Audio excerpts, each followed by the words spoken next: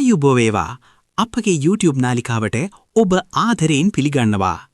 2026 වසරේ පෙබරවාරි 14 දිනෙන් පසුව උදාවන කාලය වෘශ්චික ලග්න හිමි ඔබට ඉතා තීරණාත්මක මෙන්ම පරිවර්තනීය ග්‍රහමාරු කිහිපයක් රැගෙන එනු ලබයි. විශේෂයෙන්ම මැයි සහ ජුනි මාසවල සිදුවන රාහු කේතු සහ ගුරු මාරුව ඔබගේ ජීවිතයේ ප්‍රධාන අංශ කෙරෙහි ඍජු බලපෑමක් ඉල්ල කරනු ඇත.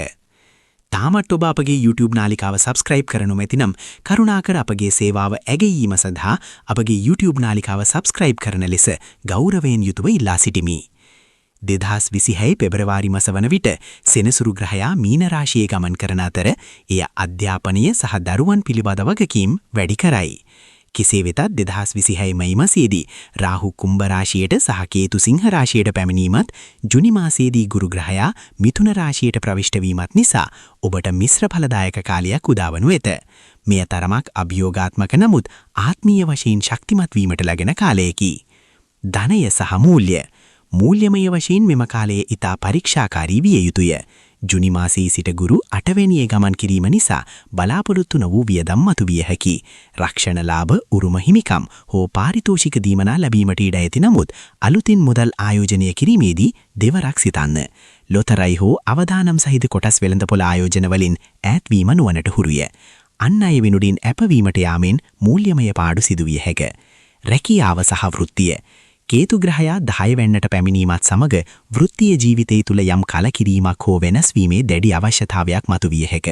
ඔබ කරන කැපවීමට නිසි ඇගයීමක් නොලැබෙන බව හැඟී යා හැකිය. රැකියා ස්ථානයේ රහස් සතුරන් පිළිබඳ විමසිලිමත් වන්න. කෙසේ වෙතත් විදේශ රැකියා අපේක්ෂිත අයට සහ පරිශෝධන අංශවල නියුතු අයට මෙම ග්‍රහ ගෝචරය වාසිදායක වනු ඇත. රැකියා ස්ථානය මාරු කිරීමට වඩා පවතින තත්වය කළමනාකර ගන්න සුදුසුය. සෞඛ්‍ය. සෞඛ්‍යාංශයෙන් වෘශ්චික ලග්න හිමියන් මෙම වසරේ වැඩි අවධානයක් යොමු කළ යුතුය. විශේෂයෙන්ම පපු ආශ්‍රිත රෝග, හෘද ස්පන්දනය පිළිබඳ ගැටලු හෝ ජීර්ණ පද්ධතියේ දුර්වලතා ඇතිවිය හැක. රාහු 4 වැන්නේ සිටීම නිසා මානසික පීඩනය සහ අසහනය වැඩි විය හැකි බැවින් ප්‍රමාණවත් නිින්දක් සහ විශ්‍රාමයක් ලබා ගැනීම අත්‍යවශ්‍යය. රිය පදවන විට වඩාත් කල්පනාකාරී වන්න. ආදරය සහ පවුල. පෞල් ජීවිතයේ තුල යම් යම් මතභේද පන නැගීමට ඉඩ ඇත. විශේෂයෙන්ම නිවස හෝ දේපල් සම්බන්ධ ගැටලු නිසා පෞලේ සාමය අඩු විය හැක. මවගේ සෞඛ්‍ය පිළිබඳව සැලකිලිමත් වන්න. ප්‍රේම සම්බන්ධතාවලදී අනවශ්‍ය සැකය සහ මුරණ්ඩුකම නිසා බිඳවැටීම් සිදුවිය හැකි බැවින් ඉවසීමෙන් කටයුතු කරන්න. දරුවන්ගේ කටයුතු වෙනුවෙන් වැඩි කාලයක් සහ ශ්‍රමයක් වැය කිරීමට සිදුවනු ඇත. ප්‍රවේශම් විය යුතු කරුණු. හදිසි තීරණ මත නිවස හෝ දේපල් මිලදී ගැනීමෙන් වළකින්න. පවුලේ රහස් පිටස්තර පුද්ගලයන් සමග බෙදා නොගැනීමට වග බලා ගන්න. අධික ආවේගශීලී බව පාලනය කරගන්න. නීතිමය ගැටලුවලට මැදිහත් වීමෙන් වළකින්න. ප්‍රතිකර්ම. සෑම සෙනසුරාදා දිනක විෂ්ණු දෙවියන්ට පූජාවක් පවත්වා ආශිර්වාද ලබා ගන්න.